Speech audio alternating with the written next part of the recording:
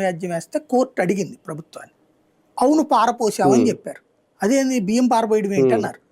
మరి రైతుల్ని పోషించడం కోసం ధాన్యం సేకరిస్తామమ్మా, ఏం దుడ్డు బియ్యం తినేవాళ్ళు లేరు, దాంతో పోనీ విదేశాలకు ఎవరికన్నా ఫ్రీగా పంపిద్దామంటే మనకు అదనపు కాస్టు, కొనుక్కోమంటే కొనేవాళ్ళు లేరు.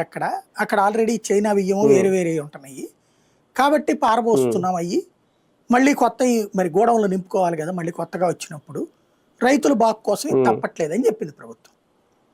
అప్పుడు కోర్టు అంది మరి అట్లా పారపోయడం కంటే దాన్ని ఏమన్నా పని లేనటువంటి వాళ్ళు బోల్డ్ అంతమంది ఉంటారు కదా కూలీలు, వాళ్ళకి ఏడాదిలో ఎన్ని రోజులు పని ఉంటుందని, గ్రామీణ ప్రాంతాల్లో నాట్లు వేసేటప్పుడు పని ఉంటుంది, కోతలప్పుడు పని ఉంటుంది, మధ్యలో తడప్పుడు పని ఉంటుంది. తడప్పుడు కూడా ఎక్కువ పని ఉండదు, అందరికి ఉండదు, ఓ 2-3 రైతులు. ఈ నాట్లు వేసేటప్పుడు ఎక్కువ మందికి పని ఉంటుంది, కోతలప్పుడు పని ఉంటుంది.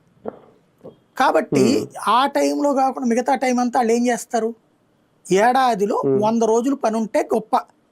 అది మీ గోదావరి జిల్లా లాంటి చోట్ల, ఈ కోస్తాంధ్ర లాంటి చోట్ల, రాయలసీమ లాంటి చోట్ల ఎంత ఉంటుంది, ఓ 30 రోజులు 40 రోజులు పని ఉంటుంది.